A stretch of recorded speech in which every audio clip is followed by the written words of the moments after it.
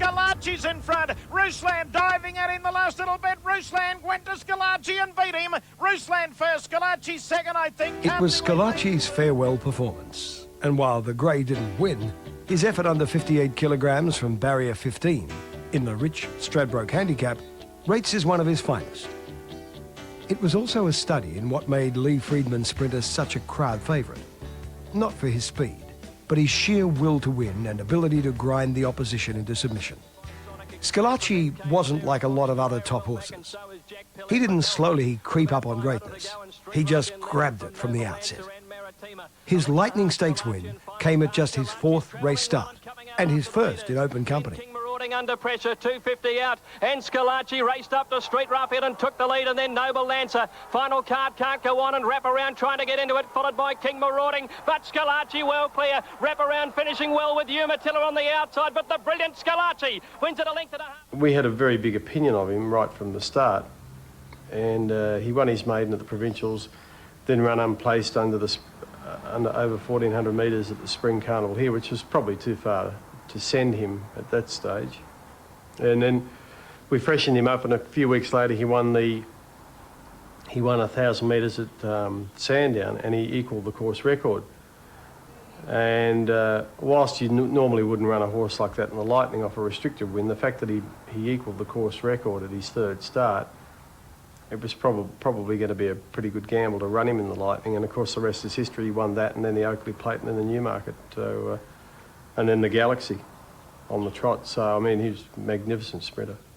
Noble Lancer, the leader in the straight, with Schillaci coming out after it at the 200. Then Dark Bow and Mr. Cube, followed by All Archie. But Schillaci has taken the lead from Noble Lancer with 100 metres to go. The Flying Greys dash to the front of the whip. Dark Bow's finishing well. Schillaci in front of Dark Bow, and Schillaci wins it a half-length. Dark Bow. Schillaci's coming after it quickly. Western Chorus has dropped out quickly, though. Inside the 200, Schillaci got to Noble Lancer. Umatilla's running on okay, but the grey flash, Schillaci's put a gap in them. Umatilla's finishing quickly on the outside, and then Storaya, but Schillaci wins the magnificent treble. So Euclay's going strongly at the 200 mark. Schillaci is coming after him now. Dittman goes for the whipper. Schillaci ranges alongside. Old Friends Venture is rattling down the outside, but Schillaci shot clear close to home, and he's drawing away and is going to win well. Schillaci wins the Galaxy. Schillaci's moved up to Roman Senator. He's got his nose in front. Schillaci, Blaylock's Bull trying hard on the outside. They're clear of Heavenly Knight. Schillaci's in front. He shot away from them. This is the Big Grey. Look at him go the last little bit. Schillaci's too good for them, unequal, flying home at the end, but Schillaci's won it. The 3-year-old was beaten in the Stradbroke, but not disgraced. He started a hot favourite and received just 2 kilograms from the great Rough Habit. Time for a well-earned rest. Freedman gave the horse just 2 starts in the spring, the Moya Stakes, and then a lacklustre 6th of 8 in the Linlithgow on Oaks Day. Grey horse is going for the Minion, and he's got it. He's racing away. Schillaci races away to win by nearly 2 lengths. No, that was a conscious decision we took with the owners, that he'd had a very hectic autumn and winter and raced on in Brisbane and won group races up there. He just needed extra time, and of course it's pretty much still the case. There's not many decent sprint races at weight for age for sprinters during the spring. There's very, very few. And he was a horse that didn't like wet tracks, so there was no point in having him ready for the Manicato early in the piece. The Ian McEwen, which is a $100,000 race now, hadn't been created then. And really the only other option for him was the Moya, and you just hope by that stage of the spring that the tracks would dry out and he'd be effective, which he was. Schillaci would appreciate the light campaign and come back to outstanding form in the autumn. It's Clever Zoe in front at the 300, only about 2 lengths Uzuk. Spanish Mix, and then a length and a half to Schillaci, given full bore. Clever Zoe at the 200 in front of Uzuk. Spanish Mix, and then Schillaci. It's Clever Zoe in front, 100 out. Here comes Schillaci. He's hitting top gear now. Clever Zoe a neck, but Schillaci, the Big Grey Flash, is going to win it. Schillaci from Clever Zoe. Despite 2 earlier failed attempts at 1,400 metres, Freedman had no hesitation stepping his speedster up to that distance in the Futurity Stakes. His class got him through.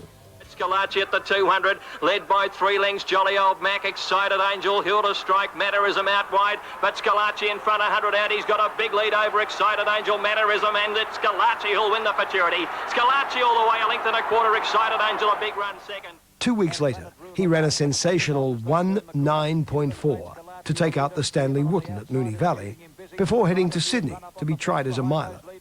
He didn't quite run the distance in the Doncaster, but he did this on the way. 200 Schillaci clear. Primacy's after him now. Primacy out of the pocket is coming after the grey flash. Schillaci still in front. Primacy can't get to him. Schillaci holding on, and he's run the 1500 all right. Schillaci wins the Ryder. The Ryder Stakes would be Schillaci's last win for almost 18 months.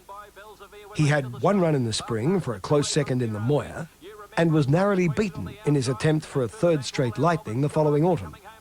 But the champ just wasn't racing with his usual zest. On resuming, however, he found his real form.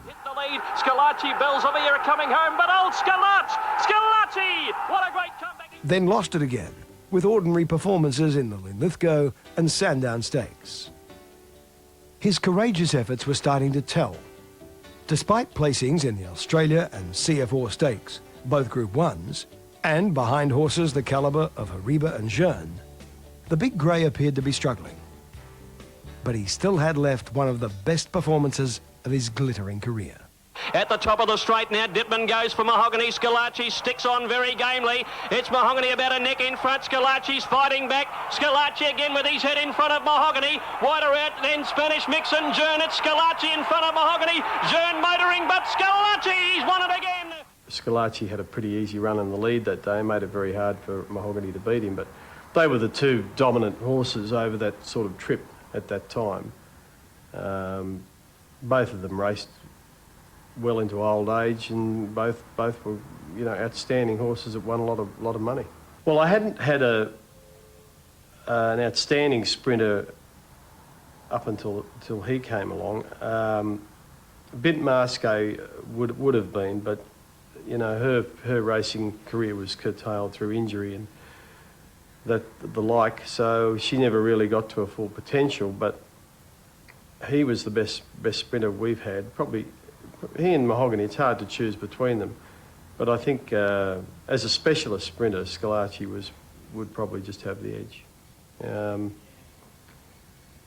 And they don't come along every year or two. You know, we're still looking for another Schillaci. It may be a long time before we get another one, but he was certainly dominant in those 3 or 4 years that he raced. And I've got the pleasure of seeing him every weekend when I go to the farm. Australia's next brilliant sprinter will no doubt be compared with Schillaci, just as the next Kiwi wonder horse might be another Bone Crusher or Viandacross, and the next Tearaway another Vaux Rogue. But only if we're very, very lucky.